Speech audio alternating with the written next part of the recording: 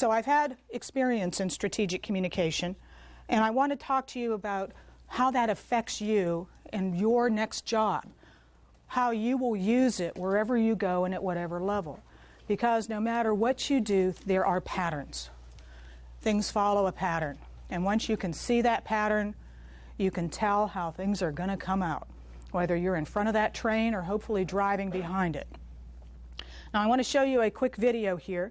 This is an advertisement from the Guardian newspaper trying to increase their circulation and, as all newspapers now, stay alive. So whether it's tablet, web, or online news, this is their 2-minute version of a way to get you to buy in.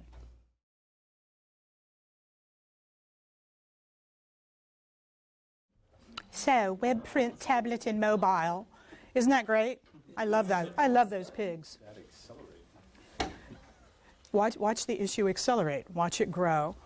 And if you're not paying attention to what's happening on social media, you can really see things can get out of hand quickly.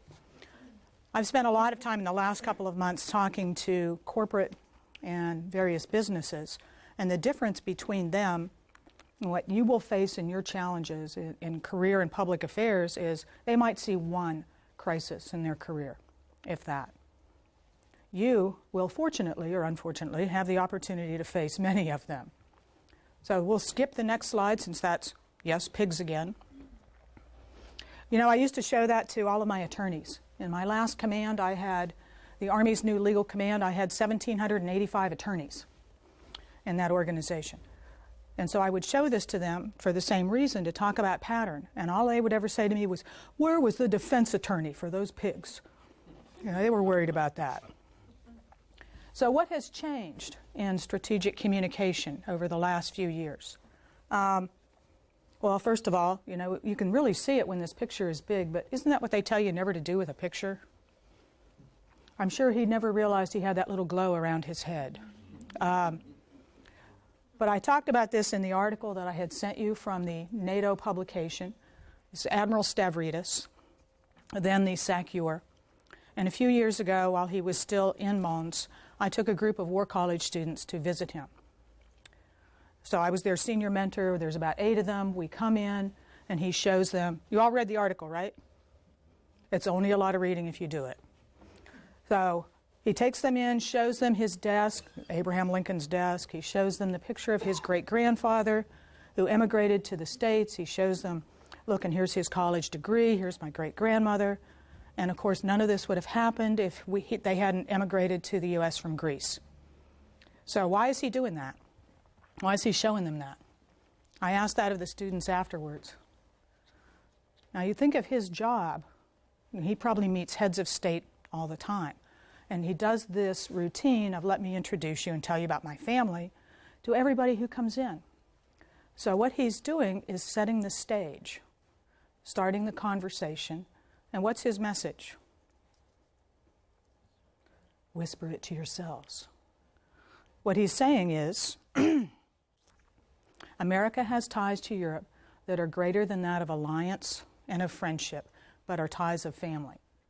And this at a time when people are worried about the downsizing of units and the protection of Europe, especially because of the rise in aggression from Russia. So that is a great example to me of what strategic communication is. If you look at some of the other things that Admiral Stavridis has written, he's written a number of books on command, available from the Naval Institute Press, and he's also written a piece, a major piece from when he was the Southcom commander on our outreach and presence in South America, using the USS Hope as an example, the hospital ship. So it is not just about conversation, it is about deeds that match words. Great examples. And go to the next slide. So I was asked to talk about what happened since I published that book. And I think the term you hear now is more one of narrative than strategic communication. What happened with strategic communication was, in some circles over the past 5 years or so, is it became politicized. It became a place or an office or a job description rather than a process or a thought process or a way of looking forward. So now you'll hear the term, what's our narrative? What's our story? Who are we? What's our identity? What's our brand? There was a great piece in the Wall Street Journal last week, an interview on leadership, and Admiral Dunford was interviewed on leadership military style. And they asked him, distill everything you know about leadership. And he said, you have a vision, you set the example, and you communicate that, personally and through your subordinates. So what is strategic communication but communicating that vision, communicating that commander's intent? And that is something you will have at every level as you continue to move through your career. So what is the story of your organization? What is your elevator pitch? What is your tweet about it? 140 words, 140 characters. Now, you mentioned my trashy mystery novels. I'm working on my 5th one.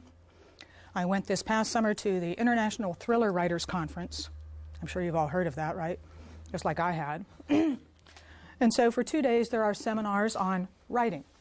How you write differently in mysteries than thrillers, how you stylize them, how you construct the size of the book, what happens at page 200, then at 350, and so on. And then on the last day you get to pitch your story ideas to about 60 or so of the biggest literary agents in New York. So there you are in a lineup with 200 other cattle, and at 1 o'clock they open the doors and let you all run in. So sitting at the tables are literary agents. Hello, nice to meet you. And they turn on the egg timer. You have 3 minutes to convince them that your book is unique, your approach is unique, that you have a platform to sell, and that they should want to buy it. There's nothing intimidating about that, is there? And they want it in 18 to 25 words. They said, we found the best pitch is 17 words. There's not much I can get out in 17 words, especially if you think about a 350-page book, about 84,000 words. So that's a constant process of distilling what it is that you're selling, you're talking about, you're promoting, you're projecting. And if you look online, you can see there's also business applications for the pitch. And go to the next slide. Look at how these stories have changed over the past few years. Big piece from the Washington Post this past weekend on ISIS and propaganda. As the enemies we face grow more adept and more technically proficient at using technology and media to promote their organization, how we counter that becomes ever more important and ever more difficult. They don't have rules. We do. One of my friends has just left the Center for Counterterrorism Communication, CTCC, at State. And part of what they have been working on is countering this narrative. The difficult part of this is how everyone disagrees on how to do it. And there are many, many views of what we should be doing. Next slide. But what works to me the best is the story of the individual. You look at that piece on the left, the ISIS, we are coming to kill you, and the individual soldier's response, well, hurry up. Humor, sarcasm, the things that individuals can say and do sometimes have a greater impact than that which the organization says or does. Real heroes, the story of real heroes. We can all repeat the story of Spencer Stone. Did that have an effect on promoting the image of the Air Force, the reputation of the U.S. military? An average guy on a train makes a decision. Words, deeds. And then upper left, you all know his story as well. The stories of individuals are what continues to promote the reputation of this organization. And you can see that, I think, in some of our changing recruiting materials as well, because this is the appeal to a new generation to come into the service and make a difference. Next slide. Now, I talked about the story. Anybody know the story of Nemo? Well, once upon a time, Baby fish.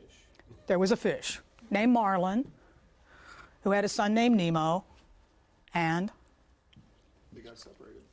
they got separated because every day Marlin said, "Do not go out in the big ocean." Then one day, Nemo touched the button. Nemo touched the button and away he went. Because of that, he ends up in a fish tank in a dentist office. Because of that, Marlin has to go rescue him. Until finally, they get home safely and everybody lives happily ever after.